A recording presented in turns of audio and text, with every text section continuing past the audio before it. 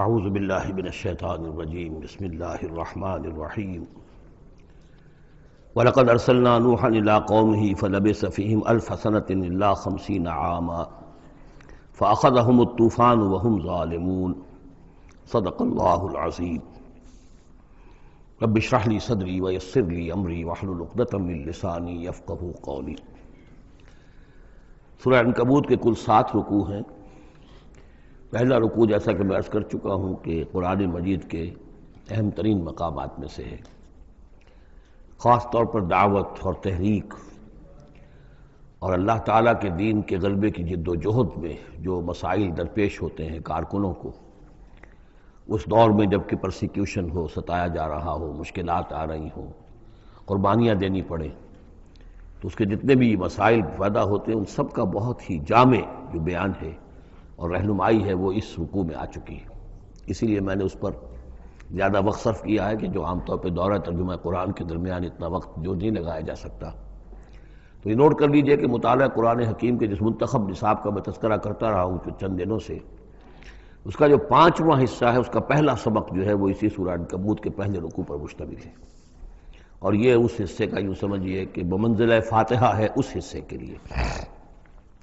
اب جو بقیہ 6 رکوع ہیں ان میں 3 میں انباء الرسل کا معاملہ آ رہا ہے، لیکن ظاہر بات ہے کہ یہاں جو انباء الرسل آ رہے ہیں تو بیچ بیچ میں خاص طور پر یہی جو مسئلہ ہے بیک گراؤنڈ میں جو مسلمانوں کے مسائل درپیش ہیں اور جو اس وقت حضور صلی اللہ علیہ وسلم اور آپ کے ساتھی جن مسائل سے دوچار ہیں، اور جو کچھ کہ کشاکش جو ہے مکے میں ہو رہی ہے اہل کفر اور اہل ایمان کے مابین، تو اس کے یوں سمجھیے بٹوین دی لائنز وقفے وقفے سے اس کی طرف بھی اشارے ہیں۔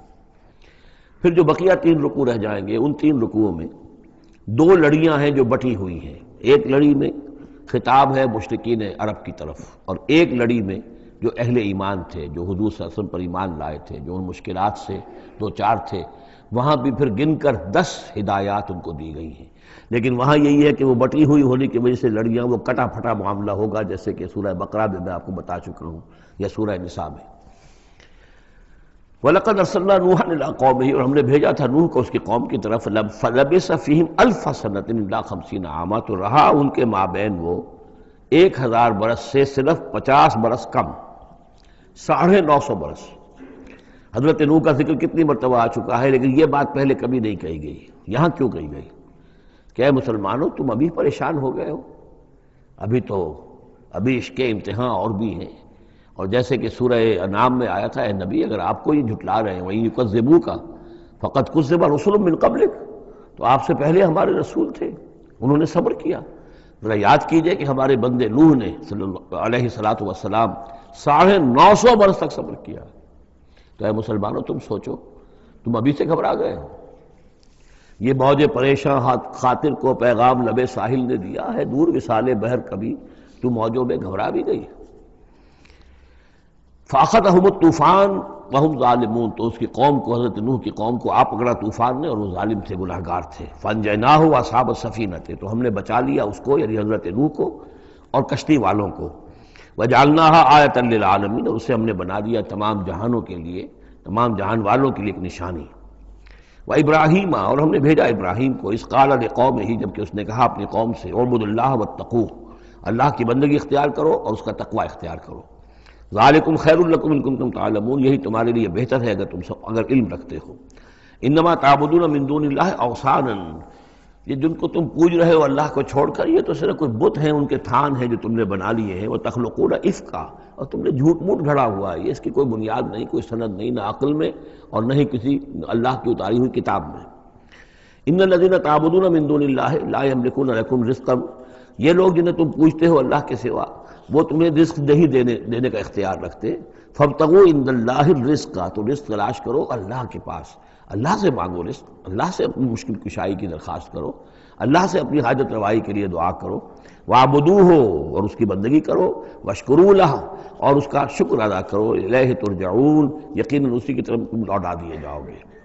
اب یہ ذکر حضرت ابراہیم کا کر طویل جو ہے ایک جملہ معترضہ آ رہا ہے کہ رخ موڑ دیا گیا ہے اس وقت جو کشاکش ہو رہی تھی حضور کے اور مشرکین مکہ کے درمیان، اب ذکر اس کا ہو رہا ہے۔ وَإِن تُكَذِّبُوا، گویا کہ اب خطاب ہو رہا ہے اہل مکہ سے، اور اگر تم جھٹلا رہے ہو فقد کذب امم من قبلکم، تو دیکھو تم سے پہلے بہت سی قوموں نے جھٹلایا. وما علی الرسول الا البلاغ المبین، اور ہمارے رسول پر محمد پر صلی اللہ علیہ وسلم کوئی ذمہ داری نہیں ہے سوائے واضح طور پر اور صاف صاف پہنچا دینے کے. اولم یروا کیف یبدی اللہ الخلق ثم یعیدہ، کیا وہ دیکھتے نہیں ہیں کیسے اللہ تعالیٰ تخلیق پہلی مرتبہ کرتا ہے پھر وہ دوبارہ بھی کرے گا. ان ذلک علی اللہ یسیر، اور یہ اللہ تعالیٰ پر بہت آسان ہے. قل سیروا فی الارض فانظروا، اور تو ان سے کہیے کہ ذرا گھومو پھرو زمین میں اور دیکھو کیف بدأ الخلق، کیسے اللہ تعالیٰ پہلے تخلیق کیا ہے اس نے خلق کو. ثم اللہ ينشئ النشأة الآخرہ، پھر اللہ اٹھائے گا یا اٹھاتا ہے. دنیا میں بھی ہو رہا ہے کہ کھیتی جو ہے وہ ختم ہو گئی، پھر اگلی پھر فصل آ گئی، پھر فصل آ گئی، تو یہ تو ایک سائیکل چل رہا ہے. اور پھر یہ کہ اللہ تعالیٰ دوسری مرتبہ تمہیں اسی طرح اٹھا دے گا. نشأۃ آخرہ جو ہے آخرت کی جو تمہیں اٹھانا ہے وہ اللہ کے اختیار میں ہے. ان اللہ علی کل شیء قدیر، یقینا اللہ ہر شے پر قادر ہے. یعذب من یشاء ویرحم من یشاء، وہ جس کو چاہتا ہے عذاب دیتا ہے دے گا، اور جس کو چاہے گا رحم فرمائے گا. وإلیہ تقلبون، اور اسی کی طرف تم لوٹا دیے جاؤ گے. وما انتم بمعجزین فی الارض، اور تم اسے شکست نہیں دے سکتے زمین میں. ولا فی السماء، نہ آسمان میں، نہ زمین میں کہیں بھاگ کر نہ آسمان میں کہیں بھاگ کر اللہ کو عاجز کر سکتے ہو. وما لکم من دون اللہ من ولی ولا نصیر، اور نہیں ہے کوئی تمہارا اللہ کے سوا نہ حمایتی، یعنی اللہ کے ورے یا اللہ کے مقابلے میں. یہ دون کا لفظ بہت سے معنی دیتا ہے عربی زبان میں، دیکھنا ہوتا ہے کس کانٹیکسٹ میں کیا معنی ہے. اس کانٹیکسٹ میں اللہ کے مقابلے میں تمہارا کوئی نہ ولی ہوگا نہ نصیر ہوگا، نہ کوئی حمایتی نہ مددگار. والذین کفروا بآیات اللہ ولقائہ، اور جن لوگوں نے کفر کیا اللہ کی آیات کا اور اس سے ملاقات کا انکار کیا. اولئک یئسوا من رحمتی، یہ وہ لوگ ہیں جو میری رحمت سے مایوس ہو چکے ہیں. واولئک لہم عذاب علیم، اور ان کے لیے تو دردناک عذاب ہے. یہاں یہ جملہ معترضہ ختم ہوا اور اب پھر حضرت ابراہیم کا تذکرہ آ رہا ہے. فما کان جواب قومہ، تو نہیں تھا کوئی جواب حضرت ابراہیم کی قوم کا، الا ان قالوا، سوائے اس کے کہ انہوں نے کہا اقتلوہ او حرقوہ، اس ابراہیم کو قتل کر دو یا اسے جلا دو. فانجاہ اللہ من النار، تو اللہ تعالیٰ نے انہیں نجات دی آگ سے. ان فی ذلک لآیات لقوم یؤمنون، اور یقیناً اس میں نشانیاں ہیں ان لوگوں کے لیے جو ایمان رکھتے ہیں. وقال انما اتخذتم من دون اللہ اوثانا مودۃ بینکم فی الحیات الدنیا، اب یہ ہے جو بہت اہم جو بات ہے جو کہی ہے انہوں نے. اور انہوں نے کہا حضرت ابراہیم علیہ السلام نے کہ دیکھو تم نے جو یہ اللہ کے سوا بت بنا رکھے ہیں انہیں پوجتے ہو، یہ بھی تم بھی جانتے ہو کہ ان کے پاس کچھ نہیں ہے، تم بھی جانتے ہو کہ ان کو کوئی اختیار حاصل نہیں ہے. تم بھی اور واقع ہو چکے میرے متنبع کرنے کے نتیجے میں تم آگاہ ہو چکے ہو کہ یہ تمہاری حماقت ہے، لیکن تم کیوں چمٹے ہوئے ہو. مودۃ بینکم فی الحیات الدنیا، دنیا کی زندگی میں تمہاری باہمی محبتیں جو ہے وہ چمٹا رہی ہیں. اب کیا کریں، ہماری قوم ہے، ہماری برادری ہے، ہمارا خاندان ہے، وہ سب یہی کر رہا ہے. میں اگر چھوڑ دوں گا تو میں آؤٹ کاسٹ ہو جاؤں گا، میں تو نکل جاؤں گا پھر برادری سے. اکیلا آدمی کیسا رہے. یہ چیزیں ہیں کہ جو انسان کو پھر جمع کر رکھتی ہیں. جیسے عصبیت کا ذکر آیا تھا پچھلی صورت میں کہ اب عصبیت نہیں ہونی چاہیے، اسی طریقے سے یہ عصبیت ہی نہیں بلکہ یہ کہ جتنے بھی رشتہ داریاں ہیں، دوستیاں ہیں، کاروبار ہیں، یہ معاملہ جو ہے کہ حق تم پر منکشف ہو چکا ہے. جان چکے ہو کہ یہ صرف کوئی شے نہیں ہے یہ تم کر رہے تھے تمہارے آباء و اجداد نے جو رسمیں ڈالی ہوئی ہیں، اور تمہیں میں نے متنبع کر دیا ہے. تم نے اپنے جیوں میں جھانک کر دیکھ لیا ہے، اپنے گریبان میں جھانک کر دیکھ لیا ہے، اور تم پر یہ بات منکشف ہو چکی ہے کہ جو میں کہہ رہا ہوں وہ ٹھیک ہے. پھر بھی تم جو چمٹے ہوئے ہو اپنے اس نظام کے ساتھ، تو اس کا سبب صرف ایک ہے. وقال انما اتخذتم من دون اللہ اوثانا مودۃ بینکم فی الحیات الدنیا، تمہاری باہمی محبتیں جو ہیں دنیا کی زندگی میں وہ تمہیں چمٹائے رہتی ہیں.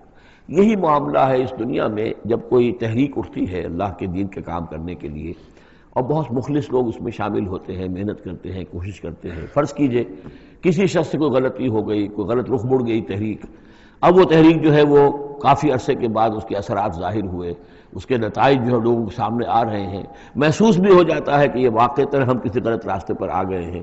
لیکن یہ کہ پھر وہ ایک عصبیت جماعتی ایسی پیدا ہو جاتی ہے کہ سب کچھ ماننے کے باوجود پھر اس جماعت کو چھوڑنے کو تیار نہیں ہوتے. ہماری دوستیاں ہیں، ہماری رشتہ داریاں ہیں، ہمارے کاروباری تعلقات ہیں، یا یہ کہ کچھ لوگوں کے تو اپنے مفادات بھی اس میں شامل ہو جاتے ہیں. اس لیے کہ کچھ عرصے کے بعد ہر جماعت جو ہے وہ ایک فرقہ بن جاتی ہے. جیسے کہ آپ کو معلوم ہے کہ اللہ تعالیٰ نے اس امت کے لیے جو ہے وہ 3 چیزوں کا بندوبست کیا ہے ختم نبوت کے خلا کو پر کرنے کے لیے.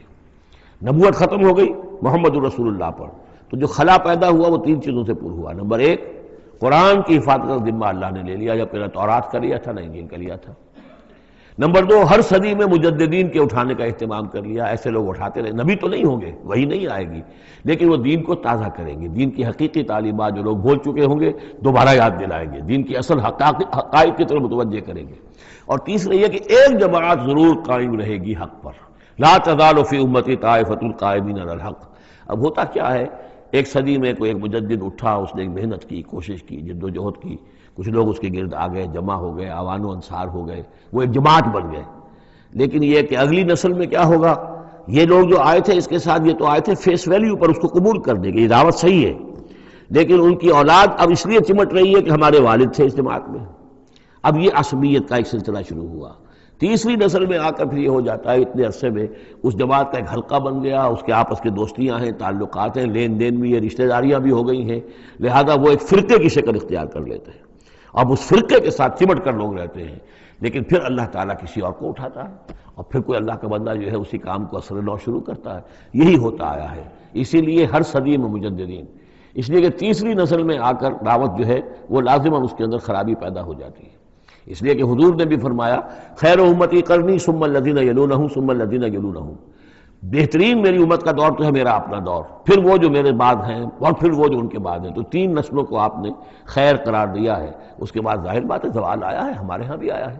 جب حضور کی قائم کی ہوئی جماعت میں زوال آ گیا تو اور کون ہوگا بڑا سے بڑا شخص کہ جس کی قائم کی ہوئی کسی جماعت میں زوال نہ آئے۔ تو یہ تو چیزیں ہوتی ہیں، لیکن ہر شخص کو ہر وقت دیکھنا چاہیے کہ آج کے دور میں دین کا وہ کام کس کے حوالے اللہ نے کیا ہے، کس کو توفیق دی ہے جو صحیح طریقے پر اس کام کو کر رہا ہے، اور اس کا ساتھ دینا چاہیے۔ کسی جماعتی عصبیت، جس طرح کسی قبائلی عصبیت کے اندر مبتلا نہیں ہونا چاہیے، ایسے ہی کسی جماعتی عصبیت میں بھی مبتلا نہیں ہونا چاہیے۔ یہ ہے وہ اہم بات جو یہاں آئی ہے۔ قال انما اتخذتم من دون الله اوثانا مودۃ بینکم فی الحیاۃ الدنیا ثم یوم القیامۃ یکفر بعضکم بعضا ببعض، پھر قیامت کے تم ایک دوسرے کا انکار کرو گے، تم ابھی تو بڑی دوستیاں ہیں، بڑا گٹھ جوڑ ہے، وَيَلْعَنُ بَعْضُكُمْ بَعْضًا، اور تم میں سے بعض دوسروں کو لعنت کریں گے، وَمَأْوَاكُمُ النَّارُ، اور تم سب کا ٹھکانہ ہوگی آگ، وَمَا لَكُم مِّن نَاصِرِينَ، اور نہیں ہوگا کوئی تمہارے لیے مدد کرنے والے۔ فآمن لہ لوط، تو حضرت لوط ایمان لے آئے حضرت ابراہیم پر، وہ ان کے بھتیجے تھے۔ وقال انی مہاجر الی ربی، اور حضرت ابراہیم نے کہا میں اپنے رب کی طرف ہجرت کر رہا ہوں۔ وہ اپنا ملک چھوڑ کر چلے آئے شام کی طرف۔ قرآن مجید میں کہیں بھی پھر اس کے بعد یہ تذکرہ نہیں ملتا کہ ان کی قوم کا کیا حشر ہوا، پیچھے ان کو ہلاک کیا گیا، کیا ہوا، واللہ عالم۔ انہ هو العزیز الحکیم، یقیناً اللہ تعالیٰ زبردست ہے، حکمت والا۔ ووہبنا لہ اسحاق و یعقوب، اور ہم نے اسے اسحاق جیسا بیٹا دیا، یعقوب جیسا پوتا دیا۔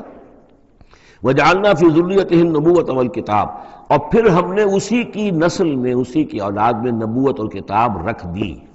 یہ نوٹ کر لیجئے کہ حضرت ابراہیم علیہ السلام کے بعد کوئی نبی، کوئی رسول اس دنیا میں ان کی نسل سے باہر نہیں آیا، لیکن یہ کہ ان کی نسل کہاں کہاں پھیلی ہے یہ ہم نہیں جانتے۔ حضرت ابراہیم کے بیٹے حضرت اسحاق، ان کی نسل کتنی تھی، کہاں کہاں گئی ہے۔ تورات نے تو محفوظ رکھا ہے صرف یعقوب کو، اس لیے کہ بنی اسرائیل کیونکہ یہ لوگ ہیں، اس اپنی نسلی وہ جو بات تھی اس کے حوالے سے حضرت یعقوب کے بارے میں تو ساری چیزیں موجود ہیں۔ حضرت اسحاق کی کوئی اور بیٹا بھی تھا کہ نہیں تھا، عیسو تھا مثلا، تو وہ عیسو کہاں ہے، اس کی اولاد کہاں گئی۔ اس طرح بنی قطورہ، کئی بیٹے تھے حضرت ابراہیم کے حضرت قطورہ سے، تو ان میں سے صرف ایک کا ہمیں تذکرہ ملتا ہے، اور وہ ہے حضرت شعیب جس نسل میں آئے ہیں، مدین کی اولاد، باقی کہاں گئے۔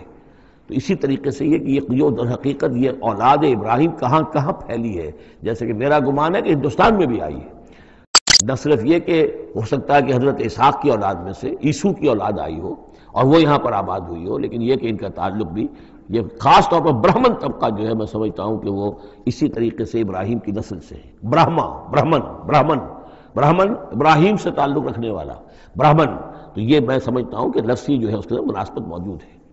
واللہ عالم، یقین سے ہم نہیں کہہ سکتے، اگلا یہ کہ کوئی شخص ہسٹری کا اس کو اپنا ریسرچ کا موضوع بنائے، بڑا عالم ہو، وہ لائبریریاں جو ہے کھنگالے اور پرانی تاریخیں دیکھے، شاید۔ وَوَهَبْنَا لَهُ إِسْحَاقَ وَيَعْقُوبَ وَجَعَلْنَا فِي ذُرِّيَّتِهِ النُّبُوَّةَ وَالْكِتَابَ، ہم نے اسی کی نسل میں، اسی کی اولاد میں نبوت اور کتاب رکھ دی۔ طویل عرصے تک وہ نبوت و کتاب آتی رہی حضرت یعقوب کی اولاد میں، پھر آخری نبوت و رسالت حضرت اسماعیل کی اولاد میں۔ وَآتَيْنَاهُ أَجْرَهُ فِي الدُّنْيَا، ہم نے اسے اجر جو ہے دنیا میں بھی عطا فرمایا۔ وَإِنَّهُ فِي الْآخِرَةِ لَمِنَ الصَّالِحِينَ، اور یقیناً وہ آخرت میں ہمارے بڑے نیک بندوں میں سے ہیں۔ وَلُوطًا، اور ہم نے لوط کو بھیجا، اذ قال لقومہ انکم لتاتون الفاحشہ، جب انہوں نے کہا اپنی قوم سے، یہ جو قوم کہا گیا مجازن، حقیقتاً وہ قوم ان کی نہیں تھی، حضرت لوط جو ہے وہ تو بھیجے گئے ہیں ان شہروں کی طرف، یہی ایک استثناء ہے، ورنہ ہر قوم کی طرف رسول اسی کی امت اسی میں سے بھیجا گیا، لیکن چونکہ حضرت ابراہیم کے بعد کوئی رسول کسی اور قوم میں ہو نہیں سکتا، اس لیے عمورہ اور صدوم کی بستیوں میں جو بھیجے گئے وہ حضرت لوط ہیں جو حضرت ابراہیم علیہ السلام کے بھتیجے ہیں۔ انکم لتاتون الفاحشۃ، تم لوگ بڑی بے حیائی کا ارتکاب کر رہے ہو، ما سبقکم بہا من احد من العالمین، تمام جہان والوں میں کسی قوم نے تم سے پہلے یہ حرکت نہیں کی۔ انکم لتاتون الرجال، کیا تم مردوں کی طرف آتے ہو اپنی شہوت کو پورا کرنے کے لیے، وتقطعون السبیل، اور راستہ مارتے ہو، یعنی فطرت کا راستہ تو یہ ہے، اولاد ہوتی ہے تو ہوتی ہے مرد اور عورت کے ملاپ سے، تم نے جو راستہ اختیار کیا تو گویا کہ اس فطرت کی راہ کو تم کاٹ رہے ہو۔ وَتَأْتُونَ فِي نَادِيكُمُ الْمُنكَرَ، اور تم اپنی مجلسوں میں یہ اس کا ارتکاب کرتے ہو، یہ ان کی بے حیائی کی اور ڈھٹائی کی انتہا ہو گئی تھی۔ فما کان جواب قومہ، تو نہیں تھا جواب اس کی قوم کا کوئی، الا ان قالوا، سوائے اس کے کہ انہوں نے کہا، ائتنا بعذاب اللہ ان کنت من الصادقین، اے لوط اگر سچے ہو تو اللہ کا عذاب لے آؤ۔ قال رب انصرنی علی القوم المفسدین، تو انہوں نے حضرت لوط نے دعا کی، پروردگار میری مدد فرما ان مفسدوں کے خلاف۔ ولما جاءت رسلنا ابراہیم بالبشریٰ، اور جب ہمارے جو ایلچی تھے، یعنی وہ جو فرشتے آئے تھے انسانی شکل میں ابراہیم کے پاس بشرا لے کر، بشارت لے کر حضرت اسحاق کی ولادت کی، قالوا انا مہلکو اہل هذه القریہ، انہوں نے کہا کہ ہم ہلاک کرنے کے لیے بھیجے گئے ہیں ان بستی والوں کو، ان اہلھا کانوا ظالمین، یقیناً اس کے جو بستی والے جو ہیں، اس بستی کے لوگ رہنے والے وہ بڑے ظالم ہیں، گناہگار ہیں۔ قال ان فیہا لوطا، حضرت ابراہیم نے کہا اس میں تو لوط بھی تو ہے اسی بستی کے اندر۔ قالوا نحن اعلم بمن فیہا، انہوں نے کہا ہمیں خوب معلوم ہے کہ کون کون ہے اس میں۔ لننجینہ اہلہ الا امرأتہ، ہم اسے بچا لیں گے، نجات دیں گے اس کو بھی، اس کے گھر والوں کو بھی، سوائے اس کی بیوی کے، کانت من الغابرین، وہ ہوگی رہ جانے والوں میں۔ ولما ان جاءت رسلنا لوطا، اور جب وہ ہمارے ایلچی جو ہے وہ پہنچے حضرت لوط کے پاس، سیء بہم، ان کو دیکھ کر وہ پریشان ہوئے، وضاق بہم ذرعا، اور ان کا دل جو بہت تنگ ہوا، خوبصورت لڑکوں کی شکل میں آئے تھے۔ وقالوا لا تخف ولا تحزن، انہوں نے کہا نہیں آپ نہ کوئی خوف کھائیں اور نہ کوئی رنجیدہ ہوں، انا منجوک واہلک، ہم تو آپ کو نجات دینے کے لیے آئے ہیں اور آپ کے گھر والوں کو، الا امرأتک، سوائے آپ کی بیوی کے، کانت من الغابرین، وہ پیچھے رہنے والوں ہی میں ہے۔ انا منزلون علی اہل هذه القریۃ رجزا من السماء، ہم نازل کرنے والے ہیں اس بستی کے رہنے والوں پر ایک آفت، ایک عذاب آسمان سے، بما کانوا یفسقون، پر سبب اس فسق کے اور فجور کے اور گندگی کے جو وہ کر رہے تھے۔ وَلَقَدْ تَرَكْنَا مِنْهَا آیَةً بَيِّنَةً، اور ہم نے چھوڑ دیا اس میں سے، اس بستی میں سے کوئی نشانی جو ہے وہ اس وقت تک موجود ہوگی جب کہ قرآن نازل ہوا ہے، اسی لیے کہ قرآن کہتا ہے بار بار تم گزرتے ہو ان بستیوں کے کھنڈرات کے اوپر سے، بَيِّنَةً لِقَوْمٍ يَعْقِلُونَ، ان لوگوں کے لیے کہ جو عقل سے کام لے۔ وَإِلَىٰ مَدْيَنَ أَخَاهُمْ شُعَيْبًا، اور مدین کی طرف ہم نے بھیجا ان کے بھائی شعیب کو، فقال یا قوم اعبدوا اللہ، اور انہوں نے کہا کہ اے میری قوم کے لوگوں اللہ کی بندگی کرو، وارجوا الیوم الآخرہ، اور دیکھو آخرت کے دن کی، قیامت کے دن کی انتظار میں رہو، امید میں رہو، وہ قیامت کا دن آ کر رہے گا۔ ولا تعثوا فی الارض مفسدین، اور زمین میں فساد مچاتے مت پھرو۔ فکذبوہ، تو انہوں نے اس کو جھٹلا دیا، فاخذتہم الرجفۃ، تو انہیں آ پکڑا ایک زلزلے نے، فاصبحوا فی دارہم جاثمین، تو وہ اپنے گھروں کے اندر پڑے رہ گئے اوندھے ہوئے۔ وعادا وثمودا، اسی طرح عاد اور سمود، وقد تبین لکم من مساکنہم، اور تمہیں معلوم ہے کہ ان کے مسکن کہاں تھے، تمہارے لیے واضح ہیں کہاں رہتے تھے یہ، کہاں آباد تھے۔ وزین لہم الشیطان اعمالہم، اور شیطان نے ان کے لیے ان کے برے اعمال کو، مشرکانہ افعال کو مزین کر دیا تھا، اسی میں مگن تھے، خوش تھے۔ فصدہم عن السبیل، اور روک دیا تھا انہیں اللہ کے صحیح راستے سے، صراط مستقیم سے، جو صراط توحید ہے اس سے۔ وَكَانُوا مُسْتَبْصِرِينَ، حالانکہ وہ تھے بہت ہوشیار، بہت غور کرنے والے، سوچنے والے، بڑے دانشور تھے، لیکن یہ ہے کہ یہ بڑے دانشور جو ہے کسی جگہ ایسا بھی ہوتا ہے، بہت بڑا عقل مند انسان جو ہے وہ اپنے ناک کے نیچے کے پتھر سے ٹھوکر کھاتا ہے یہ، اور اس کی سب سے بڑی مثال جو ہے وہ ہمارے آج کل کے سائنسدان ہیں، کتنی باریکیاں دیکھ رہے ہیں اس کائنات کی، سب کچھ دیکھ لیا، اللہ نظر نہیں آتا۔ کہاں سے کہاں دیکھ رہے ہیں، کتنی بڑی بڑی ٹیلیسکوپس ہیں اور کتنے ٹریلین وہ لائٹ ایئرز کے اوپر دریافت کر رہے ہیں کہ نیا ستارہ وجود میں آ گیا، سب کچھ ہو رہا ہے، لیکن یہ کہ ان تمام چیزوں کو دیکھنے کے باوجود ان کا دماغ اللہ کی طرف منتقل نہیں ہوتا۔ یہ ہے کہ ایک طرف سے اندھے ہیں، ایک آنکھ کھلی ہے، ایک آنکھ اندھی ہے۔ تو اگرچہ وہ بھی تھے بڑے ہوشیار مستبصرین، یعنی استبصار جو ہے یہ باب استفال، دیکھنا بڑے غور سے دیکھا کرتے تھے، مشاہدہ کرتے تھے، آبزرو کرتے تھے، سب کچھ تھے، باقی سب کچھ نظر آیا انہیں۔ ڈھونڈنے والا ستاروں کی گزرگاہوں کا اپنے افکار کی دنیا میں سفر کر نہ سکا، وہ ساری جو ہے وہ ستاروں کی گزرگاہیں جو ہے ان کی تحقیق ہو رہی ہے، لیکن یہ کہ میں خود کون ہوں، کہاں سے آیا ہوں، کہاں جا رہا ہوں، میری زندگی کا مال کیا ہے، اس کا مقصد کیا ہے؟ بس پیدا ہونا، کھانا پینا، جانوروں کی طرح رہنا اور ختم ہو جانا۔ Is that all? Is death the end of our existence? کیا موت پر ہمارے وجود کا خاتمہ ہو جائے گا؟ تو کیا زندگی ہوئی؟ عمر دراز مانگ کے لائے تھے 4 دن، 2 آرزو میں کٹ گئے، 2 انتظار میں، کتنا وقت تو گزر گیا بچپن کے اندر، ابھی فہم ہی نہیں تھا، لڑکپن ہے، اس کے بعد نوجوانی ہے، اس کے کچھ اپنے ہی اور جو ہے اس کی کیفیات ہوتی ہیں۔ جب ذرا ہوش اور شعور آیا ہے، ایک ذرا ہوش میں آنے کے خطا کار ہیں ہم، اور اس کے بعد پھر بڑھاپا آ گیا، اور اس کے بعد جو ہے کہ لا یعلم من بعد علم شیئا، بس یہی زندگی ہے؟ یہ اشرف المخلوقات ہے؟ یہ مسجود ملائک کی زندگی یہ ہے؟ نہیں، اصل زندگی تو ہے تو اسے پیمانہ امروز و فردا سے نہ ناپ، جاویداں پہ ہم دواں ہر دم جواں ہے زندگی، وہ زندگی تو ابدی ہے۔ یہ تو اس کا چھوٹا سا حصہ علیحدہ کر کے ایک امتحانی وقفہ بنا دیا ہے، اسے ایک امتحانی وقفہ ہے، 3 گھنٹے کا نہیں، 30 سال کا صحیح، بس اس کے علاوہ کچھ نہیں۔ کوانٹیٹیو فرق ہے، کوالٹیٹیو نہیں۔ وَقَارُونَ وَفِرْعَوْنَ وَحَامَانَ، اور ہلاک کیا ہم نے قارون کو بھی اور فرعون کو بھی اور حامان کو بھی۔ وَلَقَدْ جَاءَهُم مُوسَىٰ بِالْبَيِّنَاتِ، ان کے پاس موسیٰ آئے تھے واضح تعلیمات لے کر۔ فَاسْتَكْبَرُوا فِي الْأَرْضِ، انہوں نے زمین میں تکبر کیا، وَمَا كَانُوا سَابِقِينَ، لیکن یہ کہ وہ ہماری پکڑ سے بچ کر نکل جانے والے نہیں تھے، ہم سے آگے نہیں نکل سکتے تھے۔ فَكُلًّا أَخَذْنَا بِذَنبِهِ، ہم نے سب کو پکڑا ان کے گناہوں کی پاداش میں۔ فَمِنْهُمْ مَنْ أَرْسَلْنَا عَلَيْهِمْ حَاصِبًا، تو ان میں وہ بھی تھے کہ جن پر ہم نے ایسی زوردار ہوا بھیجی جس میں پتھراؤ تھا، وہ ہوا جو ہے ان پر پتھراؤ کر رہی تھی۔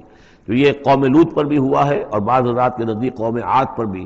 سخرها علیہم 7 لیال و8 ایام حسوما فتری القوم فیہا صرعا، ایک ایسی تیز آندھی آئی ہے، 7 راتیں اور 8 دن چلتی رہی کہ اس نے اٹھا کر پٹخا ہے، اور اس میں وہ کنکر بھی تھے، وہ بلٹس کا کام کر رہے تھے، جو چھوٹے اور سے بڑے پتھر تھے وہ کام کر رہے تھے میزائلز کا، تو یہ سب کے سب ہلاک ہو گئے۔ فمنہم من ارسلنا علیہ حاصبا ومنہم من اخذته الصیحہ، اور ان میں سے وہ بھی تھے کہ جن کو ایک چنگھاڑ نے آ پکڑا، یہ سمود اور اہل مدین تھے۔ ومنہم من خسفنا به الارض، ان میں وہ بھی تھے کہ جنہیں ہم نے زمین میں دھسا دیا، یہ قارون کا معاملہ ہے جو سورہ قصص میں آ چکا ہے۔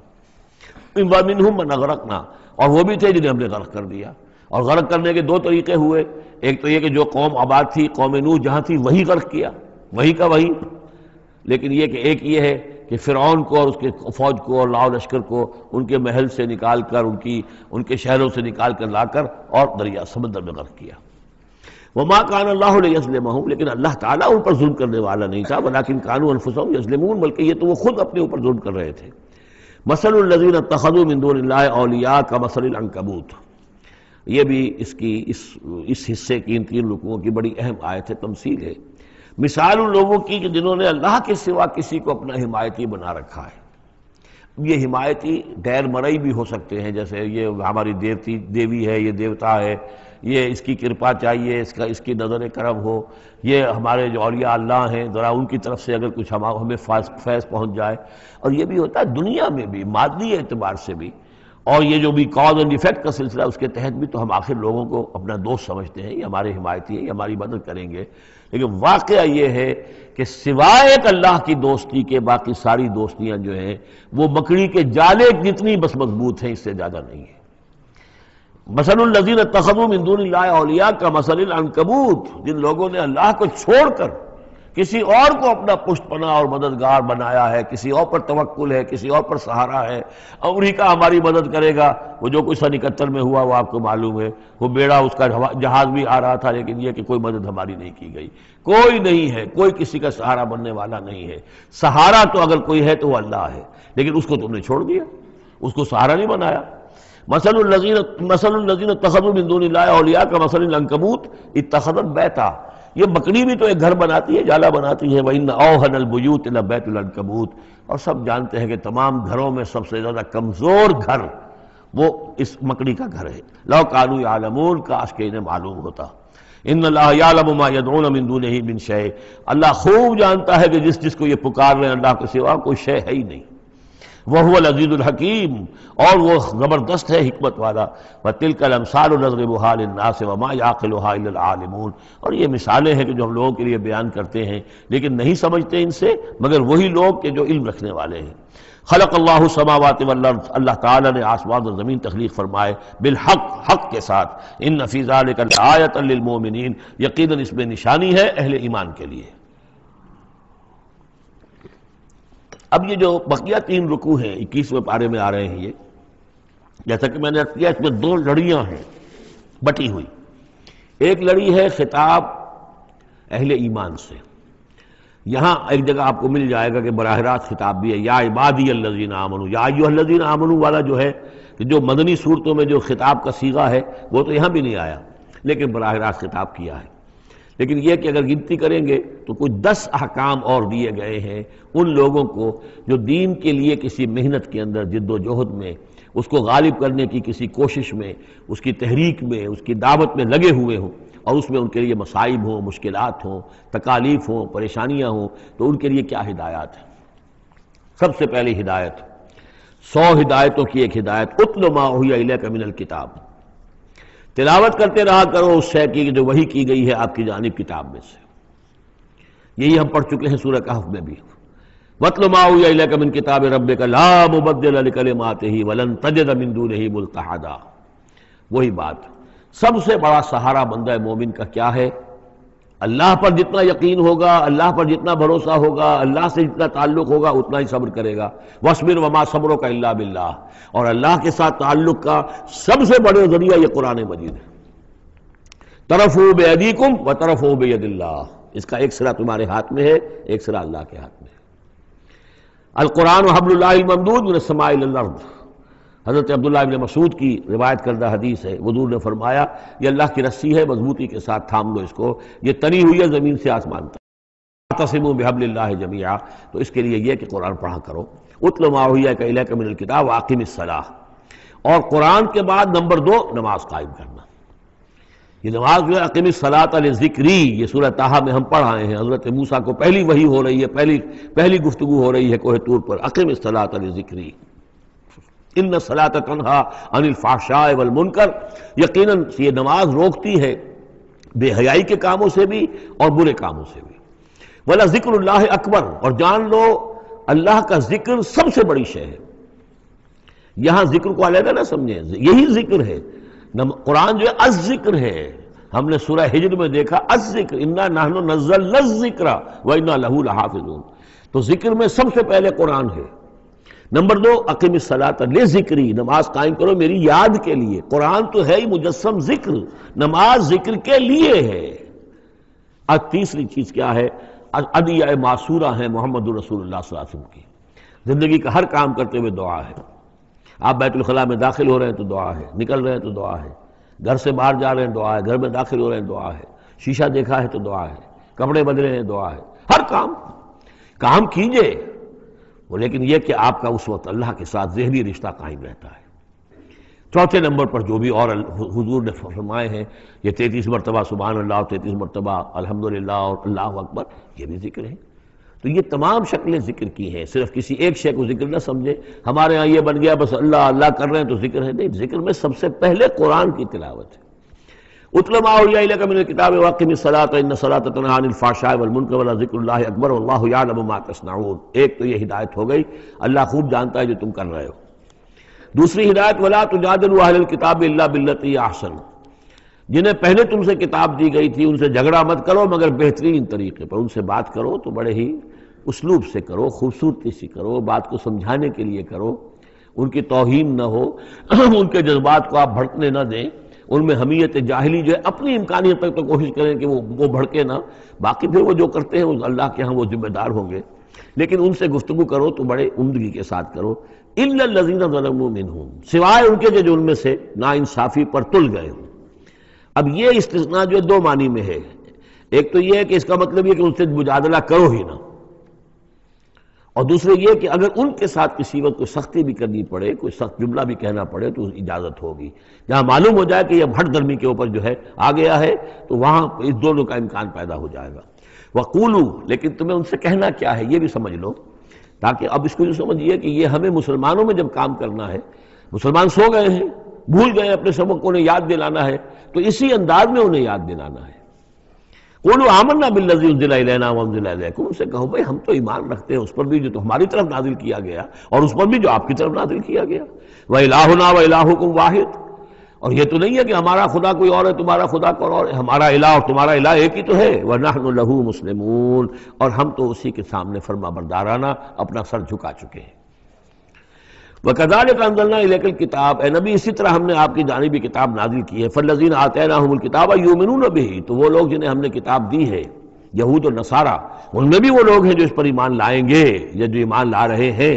جیسا کہ ہم پڑھ چکے ہیں کہ وہ آئے تھے کچھ لوگ جو حبشہ سے ایک وفد کی شکل میں، اور مکے والوں نے انہیں ستایا بھی، استہزاء بھی کیا، لیکن وہ لوگ وہ تھے جو پہلے حضرت عیسیٰ پر ایمان رکھتے تھے، عیسائی تھے، اور اب محمد پر بھی ایمان رکھتے ہیں. تو اللہ تعالیٰ نے ان کو دوہرا اجر دیا، مرتين. وَمِنْ هَؤُلَاءِ مَن يُؤْمِنُ بِهِ، اور ان میں سے یعنی مشرکین مکہ میں سے بھی بہت سے لوگ ہیں جو ایمان لائے ہیں اور ابھی لا رہے ہیں یا لائیں گے. وَمَا يَجْحَدُ بِآيَاتِنَا إِلَّا الْكَافِرُونَ، اور ہماری آیات کا انکار تو نہیں کرتے سوائے وہی کہ جو ناشکرے ہیں اور جو کفر کر اڑ گئے ہوں. اب ایک اور دیکھیے دلیل. اب یہ حصہ جو ہے یہ دوسری ڈوری آ گئی کہ جس میں روح سخن جو ہے مشرکین کے ساتھ رد و قضا والی بات ہے. وَمَا كُنْتَ تَتْلُو مِن قَبْلِهِ مِن كِتَابٍ، ارے نبی آپ تو اس سے پہلے، اس قرآن کے آپ پر نازل ہونے سے پہلے آپ کوئی کتاب پڑھتے ہی نہیں تھے. آپ دنیاوی اعتبار سے پڑھے ہوئے آدمی ہے ہی نہیں، آپ نے تعلیم حاصل کی نہیں، لکھنا پڑھنا سیکھا نہیں. وَلَا تَخُطُّهُ بِيَمِينِكَ، نہ ہی آپ اپنے داہنے ہاتھ سے کچھ لکھتے تھے، کوئی کتاب لکھتے تھے، نہ پڑھتے تھے نہ لکھتے تھے. اِذًا لَارْتَابَ الْمُبْطِلُونَ، تو اس شکل میں تو ان کو جو اس کو باطل قرار دے رہے ہیں یہ لوگ جو جھوٹے کہہ رہے ہیں محمد کو، اس شکل میں تو پھر ان کے پاس کوئی کا کوئی شک کرنے کی گنجائش ہو جاتی کہ یہ بڑا لکھنے پڑھنے والے آدمی تھے، مشق کرتے کرتے بہت اچھی چیزیں بھی لکھنے لگے ہیں، اب ان کی زبان جو ہے منج گئی ہے، قلم جو ہے وہ منج گیا ہے، لہذا اب قرآن جیسی شے بھی تصنیف کر لی انہوں نے. اگر پہلے سے یہ عمل ہوتا، لیکن تم تو جانتے ہو کہ ہمارے اس نبی محمد نے صلی اللہ علیہ وسلم انہوں نے تو کبھی لکھنا پڑھنا سیکھا ہی نہیں. وَمَا كُنْتَ تَتْلُو مِن قَبْلِهِ مِن كِتَابٍ، اے نبی آپ تو نہیں پڑھا کرتے تھے اس کتاب سے پہلے کوئی کتاب. وَلَا تَخُطُّهُ بِيَمِينِكَ، اور نہ آپ اسے اپنے داہنے ہاتھ سے لکھتے تھے. اِذًا لَارْتَابَ الْمُبْطِلُونَ، تب تو ان لوگوں کو شک کرنے کی گنجائش پیدا ہو جاتی. بل هُوَ آیاتٌ بَيِّنَاتٌ فِي صُدُورِ الَّذِينَ أُوتُوا الْعِلْمَ، بلکہ یہ تو آیات بینات ہیں، بڑی روشن ان لوگوں کے سینوں میں جنہیں علم دیا گیا ہے، وہ جانتے ہیں سابقہ جو کتابوں والے ہیں. وَمَا يَجْحَدُ بِآيَاتِنَا إِلَّا الظَّالِمُونَ، اور ہماری آیات کا انکار نہیں کرتے مگر وہی جو ظالم ہیں. وَقَالُوا لَوْلَا أُنزِلَ عَلَيْهِ آیَاتٌ مِّن رَّبِّهِ، اور وہ کہتے ہیں کہ کیوں نہیں نازل کی جاتی ان کے اوپر کوئی نشانیاں ان کے رب کی طرف. وہی باتیں جو مستقل طور پر چلی آ رہی ہیں. قُلْ إِنَّمَا الْآيَاتُ مِنْ اللَّهِ، نبی کہہ دیجئے نشانیوں کا اختیار کل کا کل اللہ کے ہاتھ میں ہے. وَإِنَّمَا أَنَا نَذِيرٌ مُّبِينٌ، اور میں تو صرف واضح طور پر خبردار کر دینے والا ہوں. أَوَلَمْ يَكْفِهِمْ أَنَّا أَنزَلْنَا عَلَيْكَ الْكِتَابَ يُتْلَىٰ عَلَيْهِمْ، کیا ان لوگوں کے لیے یہ نشانی کافی نہیں ہے کہ اے محمد ہم نے آپ پر یہ کتاب نازل کر دی ہے جو ان کو پڑھ کر سنائی جا رہی ہے؟ کیا یہ قرآن معجزہ نہیں ہے؟ کتنی مرتبہ ان کو چیلنج کیا گیا اس قرآن جیسی ایک صورت ہی بنا لاؤ، 10 صورتیں بنا لاؤ، کیا یہ معجزہ نہیں ہے؟ کیا یہ عاجز نہیں آ چکے ہیں؟ اولم یکفہم، تو کیا یہ نشانی ان کے لیے کافی نہیں؟ اگر تو حق کا طالب ہو، ہدایت کا طالب ہو تو یہ نشانی بھی کافی ہے. اولم یکفہم انا انزلنا علیک الکتاب یتلی علیہم ان فی ذلک لرحمۃ وذکری لقوم یؤمنون، یقیناً اس میں رحمت ہے اور یاد دہانی ہے، تذکیر ہے ان لوگوں کے لیے کہ جو مانتے ہیں. قل کفی باللہ بینی و بین شہیدا بینکم شہیدا، کہہ دیجئے میرے اور تمہارے درمیان اللہ کافی ہے بطور گواہ. وہ جانتا ہے کہ اس نے مجھے رسول بنایا ہے، وہ جانتا ہے کہ قرآن اس نے مجھ پر نازل کیا ہے. یعلم ما فی السماوات والارض، وہ جانتا ہے جو کچھ کے آسمانوں میں ہے اور زمین میں ہے. والذین آمنوا بالباطل، اور وہ لوگ جو باطل پر ایمان رکھتے ہیں، وکفروا باللہ، اور اللہ کا کفر کرتے ہیں، اولئک هم الخاسرون، یقیناً وہی لوگ ہوں گے جو خسارے پانے والے ہیں. ویستعجلونک بالعذاب، یہ جلدی مچا رہے ہیں کہ لے آؤ عذاب. ولولا اجل مسمى، اور اگر پہلے سے ایک وقت معین طے نہ ہو چکا ہوتا، لجاءہم العذاب، تو پھر ان پر عذاب آ چکا ہوتا، ولا یاتینہم بغتۃ، اور وہ ان پر آئے گا تو اچانک آئے گا، وہم لا یشعرون، اور انہیں پتہ بھی نہیں ہوگا۔ یستعجلونک بالعذاب، یہ نبی پھر دوبارہ یہ الفاظ آئے، نوٹ کیجئے، بہت لطیف بات ہے، یہ عذاب کی جلدی مچا رہے ہیں۔ وَإِنَّ جَهَنَّمَ مُحِيطَةٌ بِالْكَافِرِينَ، حالانکہ جہنم ان کا احاطہ کر چکی ہے۔ یہ ایسے ہی ہے کہ جیسے کسی شہر کے باہر دشمن آ چکا ہو اور اس نے محاصرہ کر لیا ہو، شہر والوں کو پتہ ہی نہ ہو۔ تو اس طریقے سے وہ چونکہ غیر مرئی ہے جہنم، نظر نہیں آ رہی، ورنہ حقیقت میں تو جہنم ان کا احاطہ کر چکی ہے۔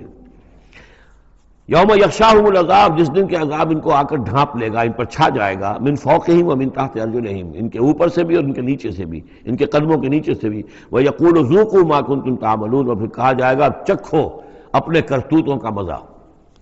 اب یہاں وہ تیسری ہدایت آ رہی، دو پہلے میں نے گنوائی تھی، اتل ما اوحی الیک من کتاب ربک من الکتاب واقم الصلاۃ ان الصلاۃ تنہی عن الفحشاء والمنکر ولذکر اللہ اکبر۔ دوسری ولا تجادلوا اہل الکتاب الا بالتی احسن الا الذین ظلموا منہم۔ اب دیکھیے تیسری، یا عبادی الذین آمنوا ان ارضی واسعۃ فایای فاعبدون، اے میرے وہ بندو جو ایمان لائے ہو۔ پورے مکی قرآن میں یہ آیت ہے براہ راست خطاب، یا آئے گی آگے چل کر یا عبادی الذین اسرفوا علی انفسہم، بس یا ایھا الذین آمنوا، یہ مکی مدنی دور کی اصطلاح ہے۔ یا عبادی الذین آمنوا، بڑا اس میں جو ہے نا بڑی عنایت ہے، شفقت ہے، اے میرے وہ بندو جو مجھ پر ایمان لائے ہو، ان ارضی واسعۃ، میری زمین بڑی کشادہ ہے۔ کیا معنی ہے؟ اگر مکے میں تم پر تمہارا قافیہ تنگ کر دیا گیا ہے، اگر مکے میں زندگی تمہارے لیے محال کر دی گئی ہے توحید پر رہتے ہوئے، چھوڑ دو اس مکے کو۔ یہ ہجرت کا اشارہ ہے، در حقیقت ہجرت حبشہ جو ہے یہ اس کی طرف رہنمائی ہے اس آیت کے اندر، کہ چلے جاؤ، اگر یہاں برداشت سے باہر ہو رہا ہے، تمہارے لیے ناقابل برداشت اگر ہو رہا ہے یہاں کا معاملہ، اور نہیں مزید تو ہندر پاتے، تو اس ملک کو چھوڑ، اس جگہ کو چھوڑ دو۔ یا عبادی الذین آمنوا ان ارضی واسعۃ، میری زمین بڑی کشادہ ہے، فایای فاعبدون، پس صرف میری ہی بندگی کرو۔ چوتھی ہدایت، کل نفس ذائقۃ الموت، دیکھو موت تو آنی ہی آنی ہے، آج آ جائے کل آ جائے، آج نہ آئے کل آ جائے گی۔ آخر عمار اور یاسر کو ابو جہل نے اگر فرض کرو کہ ذبح کر دیا ہے، تو فرض کیجئے کہ چند دن اور جیتے تو موت تو پھر بھی آنی تھی نا۔ تو کل نفس ذائقۃ الموت، اگر یہ بات ذہن میں رہے کہ موت تو آنی ہی آنی ہے، آج نہیں تو کل، تو پھر بھی انسان جو ہے اس کے اندر ہمت بنی رہے گی کہ میں خامخواہ اپنی زندگی بچانے کے لیے حق کو چھوڑوں اور باطل سے ساز باز کروں، اس سے مصالحت کروں۔ ثم الینا ترجعون، اور پھر تم ہماری طرف لوٹا دیے جاؤ گے۔ پانچویں بات، والذین آمنوا وعملوا الصالحات لنبوئنہم من الجنۃ غرفا، ہمارے اس وعدے پر پختہ یقین رکھو کہ جو ایمان لائیں گے اور نیک عمل کریں گے، ہم لازماً ان کو جگہ دیں گے اس جنت کے بالا خانوں میں، جو سورہ فرقان کے آخری رکوع میں آیا تھا، اولئک یجزون الغرفۃ بما صبروا، انہیں غرفہ بالا خانہ ملے گا۔ تو من الجنت غرفا، جروں کے بالا خانے ملیں گے جنت کے، تجری من تحت الانہار خالدین فیہا، جس کے نیچے ندیاں بہتی ہوں گی، اس میں وہ ہمیشہ ہمیش رہیں گے۔ نعم اجر العاملین، کیا ہی اچھا ہوگا عمل کرنے والوں کا اجر۔ چھٹی بات، الذین صبروا وعلی ربہم یتوکلون، وہ لوگ کہ جو صبر کریں اور اپنے رب پر توکل کریں۔ صبر کرو اور توکل کرو، دو ہی چیزیں ہیں، جو آئے جھیلو، صبر کرو، برداشت کرو، اور جو کچھ کرنا ہے اس میں توکل اللہ پر ہو، اپنی ذات پر نہیں، اپنی طاقت پر نہیں، اپنی صلاحیت پر نہیں، اپنی ذہانت پر نہیں، اپنی فطانت پر نہیں، اپنی لیاقت پر نہیں، سارا توکل اللہ پر، نہ مادی اسباب و وسائل پر۔ اگلی ہدایت اور آ رہی ہے، وَكَأَيٍّ مِّن دَابَّةٍ لَا تَحْمِلُ رِزْقَهَا، یہ بھی نہ سمجھو کہ تمہارا رزق جو ہے کسی کے قبضے میں ہے وہ روک دے گا، اور تمہیں کیا کھاؤ گے کیا پیو گے۔ وَكَأَيٍّ مِّن دَابَّةٍ، تم دیکھتے نہیں کتنے حیوانات ہیں زمین میں، لا تحمل رزقها، کیا وہ اپنا رزق اٹھائے پھرتے ہیں؟ بڑا پیارے الفاظ ہیں انجیل میں، متی کی انجیل میں حضرت مسیح علیہ السلام کا جو پہاڑی کا واعظ ہے، اس میں انہوں نے اپنے شاگردوں سے خطاب کر کے کہا، کیوں فکر کرتے ہو کہ کیا کھاؤ گے کیا پیو گے؟ جنگل کی چڑیوں کو نہیں دیکھتے؟ نہ وہ کاشت کرتی ہیں، نہ ہل چلاتی ہیں، نہ بیج بوتی ہیں، نہ فصل کاٹ کر کہیں رکھتی ہیں، نہ کھتے بھرتی ہیں، پھر بھی میں تم سے کہتا ہوں کہ وہ خالی پیٹ صبح گھر سے نکلتی ہیں، شام کو آسودہ ہو کر آ جاتی ہیں۔ تو جو رب تمہارا جو رب ان کو چڑیوں کو کھلا رہا ہے وہ تمہیں نہیں کھلائے گا؟ اور کیوں فکر کرتے ہو کہ کیا پہنو گے، لباس کہاں سے ملے گا؟ جنگل کی سوسن کو نہیں دیکھتے کہ جتنا خوبصورت لباس اس کو اللہ نے دیکھ رکھا ہے؟ یہ جو بھی پودے ہیں اور جو پھول ہیں ان کے، تو سلیمان بھی اپنی ساری شان و شوکت کے باوجود ویسا ملبس نہ تھا، ویسا خوبصورت لباس تو سلیمان کو بھی میسر نہیں تھا جو اللہ نے ان پھولوں کو دے رکھا ہے۔ تو غور کرو، جو وہ زمین کی اس گھاس پھوس کو، ان پودوں کو اس قدر حسین لباس دے رہا ہے، عمدہ لباس دے رہا ہے، جو ابھی ہیں اور کل نہیں ہوں گے، یا یہ کہ کاٹ کر اور وہ چولہوں میں جلا دی جائے گی گھاس، تو کیا وہ تمہیں نہیں پہنائے گا؟ لیکن تم یقین نہیں کرتے۔ توکل اور ایمان، یہ دونوں چیزیں ساتھ ساتھ جائیں گی۔ جتنا اللہ پر ایمان ہے اتنا ہی توکل ہوگا، جتنا ایمان کمزور ہے توکل بھی نہیں ہو سکے گا۔ تو الذین صبروا علی ربہم یتوکلون وکأی من دابۃ لا تحمل رزقها، یہ سارے جو ہیں چوپائے اپنا رزق لیے نہیں پھرتے، اللہ یرزقها وإیاکم، اللہ انہیں بھی رزق دیتا ہے، تمہیں بھی دے گا، وہو السمیع العلیم، اور یقیناً وہ سب کچھ سننے والا، جاننے والا ہے۔ ایسا نہیں کہ اسے معلوم نہ ہو کہ میرا بندہ بھوکا ہے، میرا وفادار، میرا سپاہی، میرے دین کے لیے کام کرنے والا، اسے یہ معلوم نہ ہو کہ اس کو احتیاج ہے، اس کی کوئی ضرورت ہے۔ وہ نہ معلوم کس کے دل میں ڈالے گا کہ جو اس کے لیے ذریعہ بنا دے گا اس کو، اور اس کی ضرورت پوری ہو جائے گی۔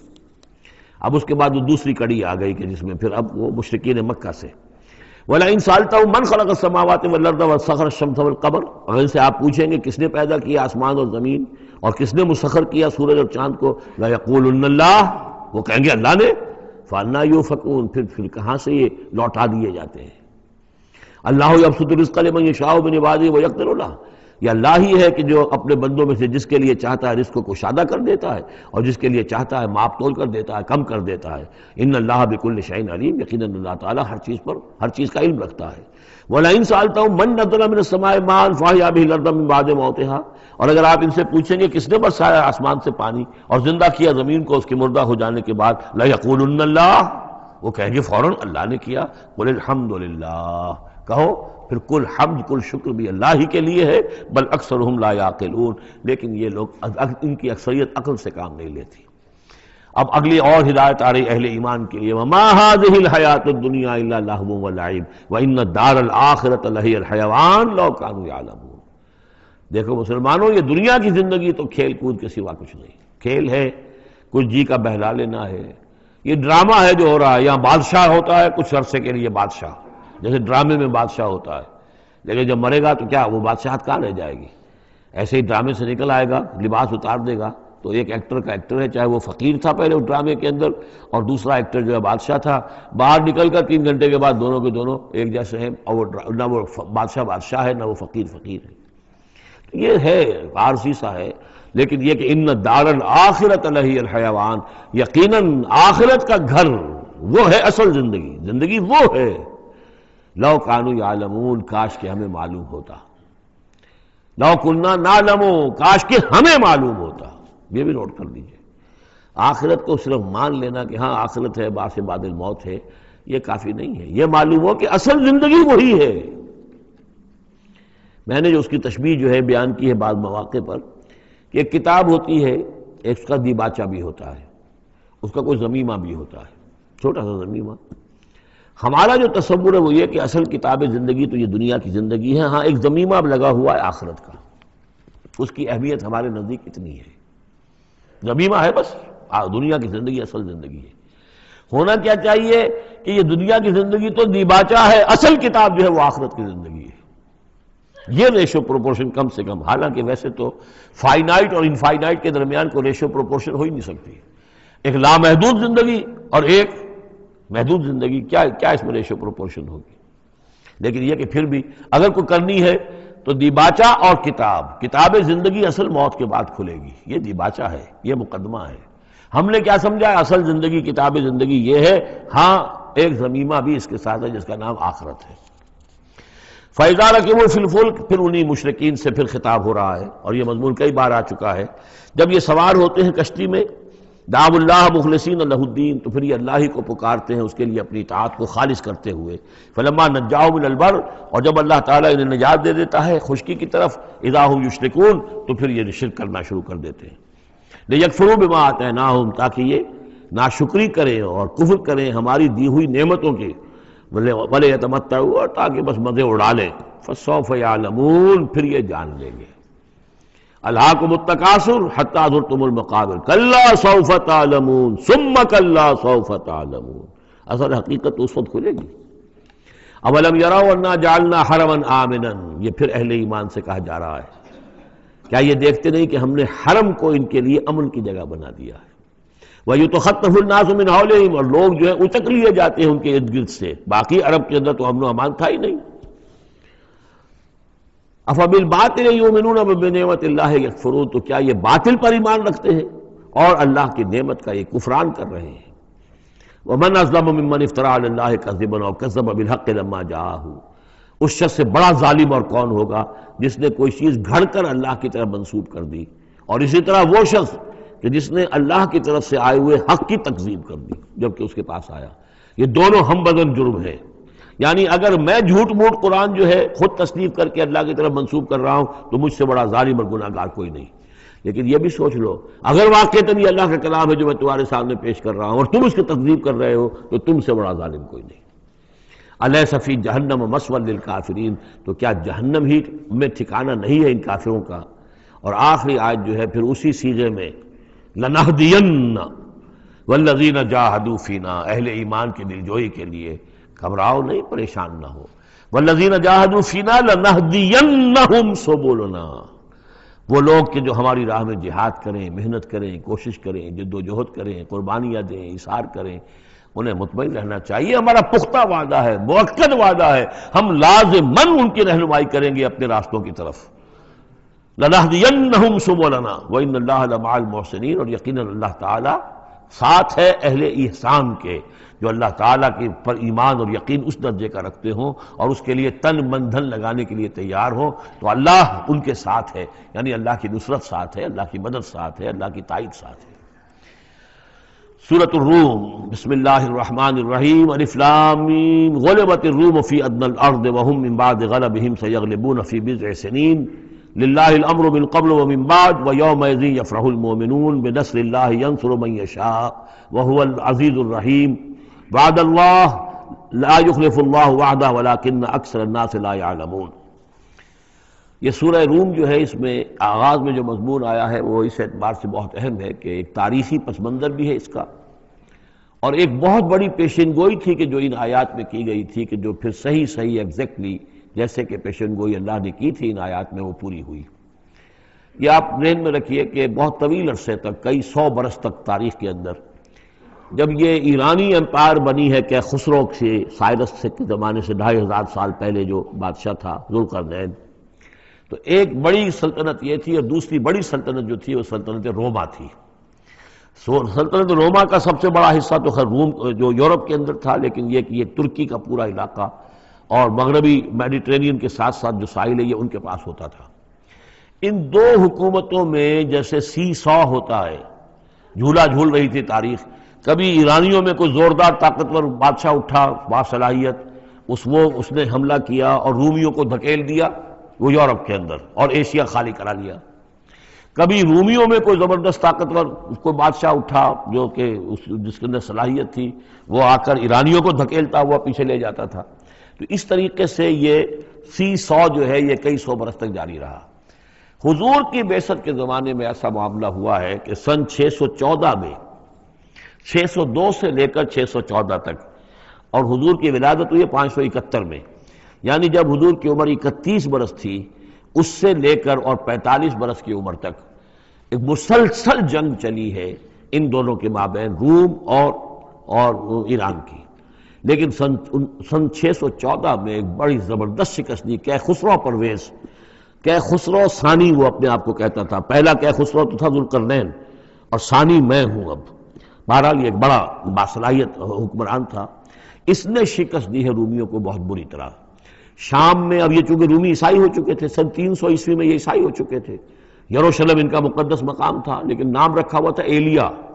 سن 70 میں جو یروشلم کو انہوں نے برباد کیا تھا تو اس کے بعد ہیڈریان ایک رومن امپرر تھا جس نے کہ دوبارہ آباد کیا یروشلم کو، اور لیکن اس کا نام بدل دیا. اب یروشلم نہیں تھا، یہ اس کا نام تھا ایلیا. ایلیا میں ان کی وہ صلیب بھی تھی جو ان کے عقیدے کے مطابق حضرت مسیح علیہ السلام کو جس پر صلیب دی گئی تھی، ان کا مقدس مقام تھے یہ. ان سب سے بھی ان کو کھدیڑ دیا، تقریباً ترکی سے بھی نکال دیا، استنبول جو ہے قسطنطنیہ اس پر بھی اندیشہ ہوا کہ شاید ایرانی حملہ کر دیں گے۔ اس حد تک رومیوں کا حال پتلا ہو گیا۔ اب ہو یہ رہا تھا کہ جو عرب میں مکے میں ادھر حضور کی دعوت ہے، شروع ہو چکی ہے، 5 برس ہو گئے حضور کو دعوت دیتے ہوئے، یا یہ کہ 15 برس ہونے کو آئے ہیں، لیکن ہوتا یہ تھا کہ یہ مشرکین مکہ یہ سمجھتے تھے کہ ایرانی تو ہمارے بھائی ہیں، وہ مشرک ہیں، آتش پرست ہیں، اور یہ نصرانی جو ہیں، یہ عیسائی جو ہیں، یہ مسلمانوں کے قریب تر ہیں، اس لیے کہ یہ عیسیٰ کو ماننے والے، موسیٰ کو ماننے والے، تو یہ لوگ جو ہیں ان سے قریب ہیں۔ تو وہ بغلے میں جا رہے تھے کہ مسلمانوں تمہارے جو ساتھی ہیں یا تم جیسے جو لوگ ہیں تمہارے قریب کے لوگ پٹ رہے ہیں، دیکھو ہمارے ساتھی جو ہیں وہ بڑے فتح مند ہو رہے ہیں، وہ آگ کے پوجنے والے، وہ مشرک جو نہ موسیٰ کو مانتے ہیں، نہ عیسیٰ کو مانتے ہیں، نہ تورات کو مانتے ہیں، نہ انجیل کو مانتے ہیں، انہوں نے تمہارے ان ساتھیوں کو کس طریقے سے کھدیڑ دیا ہے، شکست دی ہے۔ تو اس پر مسلمانوں کو صدمہ ہوا۔ اس پر یہ آیات نازل ہوئی کہ اگرچہ اس وقت تو فی الواقع صورت کی بن گئی ہے، لیکن چند ہی سالوں کے اندر یہ صورت بدل جائے گی، اور یہ کہ رومیوں کو غلبہ حاصل ہو جائے گا، یہ پیشن گوئی کی گئی۔ اس پر پھر حضرت ابوبکر صدیق نے کسی کافر مشرک سے ایک شرط بھی مان لی کہ اگر یہ قرآن کی پیشن گوئی درست ثابت ہوئی تو تم مجھے 100 اونٹ دو گے، اور اگر غلط ثابت ہوئی تو پھر میں تمہیں 100 اونٹ دوں گا۔ لیکن حضور انہوں نے کیے تھے شاید 3-4 سال کی کا یہ عہد کیا تھا، حضور نے کہا نہیں، بضع کا لفظ آ رہا ہے اس میں کہ چند سالوں کے اندر، بضع کا لفظ جو ہے وہ 9 تک اطلاق ہوتا ہے، تو 9 سال کو رکھو، اور شرط جو ہے دوبارہ اپنی اس 9 سال کے حوالے سے اونٹوں کی تعداد بھی بڑھا دی گئی، لیکن یہ کہ پھر شرط کی مدت 9 سال ہو گئی۔ لیکن 9 سال کے 9ویں سال ہی وہ جو ہے وہ جو پیشن گوئی قرآن کی تھی وہ صحیح ثابت ہوئی۔ ہرقل جو تھا، ہرقل اعظم، اس نے پھر لمبا چکر دیا، بجائے اس راستے سے آنے کے وہ بحیرہ کیسپین کی طرف سے ہو کر، پیچھے سے ہو کر آیا ہے، اور سرپرائز اٹیک کیا اس نے ایران پر، اور بڑی زبردست شکست دی ایران کو، اور اپنی شکست کا بدلہ چکا لیا، اور یہ سارا علاقہ شام وغیرہ کا جو ہے وہ اس نے واگزار کرا لیا۔ اور وہی تھا زمانہ جب کہ مسلمانوں کو میدان بدر میں فتح حاصل ہوئی۔ تو یہ شکست، 2 خوشیاں جمع ہو گئی مسلمانوں کے لیے، کہ ایک تو یہ کہ جو ان کے قریب تر تھے یعنی عیسائی، ان کو فتح حاصل ہو گئی مشرکین کے ساتھ کے مقابلے میں، کہ جو مشرکوں سے قریب تر تھے، آتش پرست تھے۔ دوسرے یہ کہ خود انہیں فتح حاصل ہو گئی، فتح مبین، الفرقان آ گیا بدر کا، اس کا ذکر ہے ان آیات میں۔ الف لام میم، غلبت الروم، رومی مغلوب ہو گئے، فی ادنی الارض، قریب کی سرزمین میں۔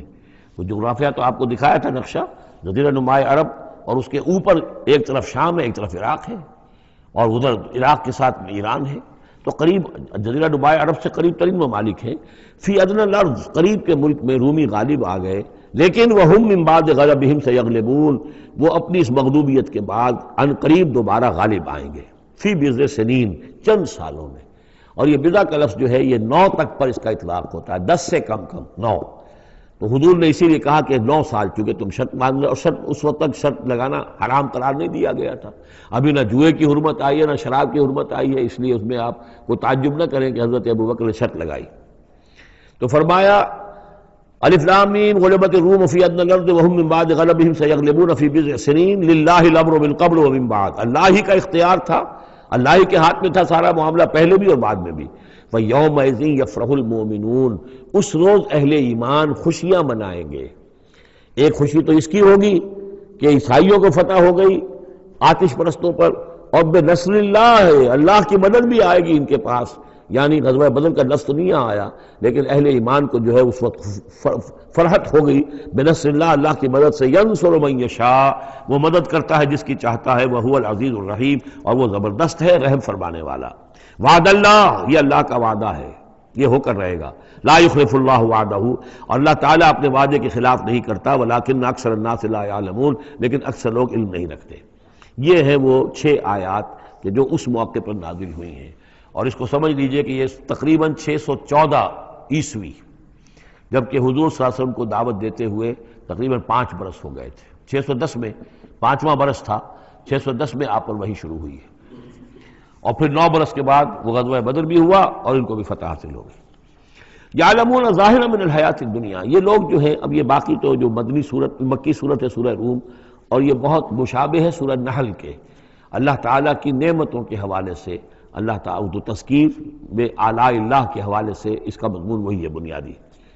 یعلمون ظاہرا من الحیات الدنیا، یہ لوگ دنیا کی زندگی کے بھی صرف ظاہر کو جانتے ہیں، وہم عن الآخرۃ ہم غافلون، اور آخرت سے یہ بالکل ہی غافل ہیں۔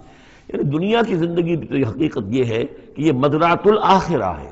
دنیا کی زندگی کی بھی اصل حقیقت یہ ہے کہ یہ کھیتی ہے جس میں بونا ہے آخرت میں کاٹنے کے لیے۔ وہ یہ بھول گئے کہ یہ آخرت کی کھیتی ہے، باقی جو ظاہر ہے اس کا کھاؤ پیو عیش کرو، بس یہی ان کے سامنے رہ گیا ہے، اور آخرت ان کے ذہنوں سے بالکل اوجھل ہو گئی ہے۔ اولم یتفکروا فی انفسہم، کیا یہ اپنی اپنی ذات میں غور نہیں کرتے؟ وان ما خلق اللہ السماوات والارض وما بینہما الا بالحق، نہیں پیدا کیا اللہ نے آسمانوں کو اور زمین کو جو کچھ بھی ان دونوں کے مابین ہے مگر حق کے ساتھ، واجل مسمى، اور ایک وقت معین تک کے لیے۔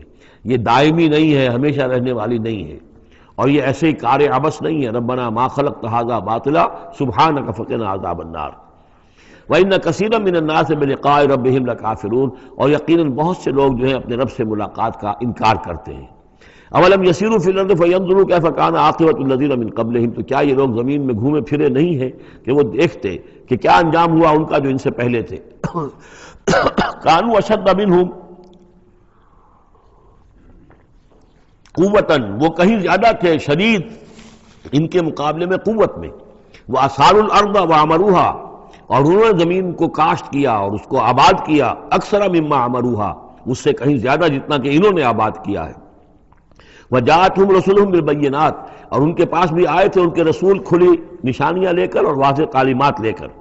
فما کان اللہ لیظلمہم، تو اللہ تعالیٰ ان پر ظلم کرنے والا نہیں تھا، ولکن کانوا انفسہم یظلمون، بلکہ انہوں نے خود اپنی جانوں پر آپ ہی ظلم کیا۔ ثم کان عاقبۃ الذین اساءوا السوء، پھر اس کے بعد جن لوگوں نے برے کام کیے، بری روش اختیار کی، تو ان کا پھر انجام بھی برا ہوا۔ ان کذبوا بآیات اللہ، انہوں نے اللہ تعالیٰ کی آیات کو جھٹلایا، وکانوا بہا یستہزئون، اور وہ اس کا ٹھٹھا کرتے رہے۔ اللہ یبدأ الخلق ثم یعیدہ، اللہ تعالیٰ پہلی مرتبہ پیدا کرتا ہے، ثم یعیدہ، یعیدہ بار بار آیا ہے، اس کا ترجمہ کہیں میں حال میں کر رہا ہوں اور کہیں مستقبل میں۔ فعل مضارع جو عربی زبان میں وہ دونوں کو کور کرتا ہے۔ اللہ تعالیٰ کیسے پیدا کرتا ہے؟ پہلی مرتبہ، اور پھر دوبارہ پیدا کرتا ہے، یعنی فصل ہے ایک ہوئی ہے، پھر اس کے بعد دوسری ہوئی ہے، تیسری ہوئی ہے، اور یہ بھی ہے کہ دوبارہ پیدا کرے گا یعنی آخرت میں۔ ثم الیہ ترجعون، پھر تمہیں اسی کی طرف لوٹ جانا ہے۔ ویوم تقوم الساعۃ یبلس المجرمون، جس روز قیامت قائم ہو جائے گی مجرم اس روز جو ہیں بالکل مایوس ہو کر رہ جائیں گے۔ ولم یکن لہم من شرکائہم شفاع، اور نہیں ہوں گے ان کے شریکوں میں سے کوئی بھی ان کے لیے شفاعت کرنے والے۔ وَكَانُوا بِشُرَكَائِهِمْ كَافِرِينَ، اور خود یہ بھی اس روز پھر اپنے ان شرکاء کا کفر کریں گے جب دیکھیں گے کہ وہ ہمارا کوئی مدد کرنے کو تیار نہیں۔ وَيَوْمَ تَقُومُ السَّاعَةُ يَوْمَئِذٍ يَتَفَرَّقُونَ، جس روز قیامت قائم ہوگی اس روز یہ تقسیم ہو جائیں گے، پولرائزیشن ہو جائے گی، علیحدہ علیحدہ ہو جائیں گے۔ کیا ہوگی پولرائزیشن؟ فَأَمَّا الَّذِينَ آمَنُوا وَعَمِلُوا الصَّالِحَاتِ فَهُمْ فِي رَوْضَةٍ يُحْبَرُونَ، تو وہ لوگ جو ایمان لائے تھے اور جنہوں نے نیک عمل کیے تھے وہ ہوں گے باغ میں، اور وہاں ان کی آؤ بھگت ہو رہی ہوگی، تواضع ہو رہی ہوگی۔ وَأَمَّا الَّذِينَ كَفَرُوا وَكَذَّبُوا بِآيَاتِنَا وَلِقَاءِ الْآخِرَةِ، اور وہ لوگ جنہوں نے کفر کیا تھا اور ہماری آیات کو جھٹلایا تھا اور آخرت کی ملاقات کا انکار کیا تھا، فَأُولَٰئِكَ فِي الْعَذَابِ مُحْضَرُونَ، تو وہ عذاب میں حاضر کر دیے جائیں گے، پکڑے ہوئے گرفتار کر کے عذاب میں لا کر حاضر کر دیے جائیں گے۔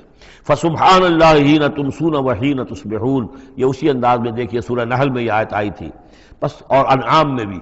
پھر اللہ ہی پاک ہے اس وقت بھی جب تمہیں شام ہوتی ہے، تم شام کرتے ہو، وحین تصبحون، اور جب کہ تم دوپہر ہوتی ہے، وحین تصبح جب صبح کرتے ہو، وَلَهُ الْحَمْدُ فِي السَّمَاوَاتِ وَالْأَرْضِ، اور اسی کے لیے ہے حمد اور تعریف آسمانوں میں اور زمین میں، وَعَشِيًّا وَحِينَ تُظْهِرُونَ، اور رات کے وقت بھی اور جب کہ دوپہر ہوتی ہے، ظہر کا وقت ہوتا ہے۔ یہ بھی نمازوں کے اوقات ہی کے حوالے سے، صبح کے وقت کی نماز ہے، شام کے وقت کی نماز ہے، رات کی نماز ہے، ظہر کی نماز ہے۔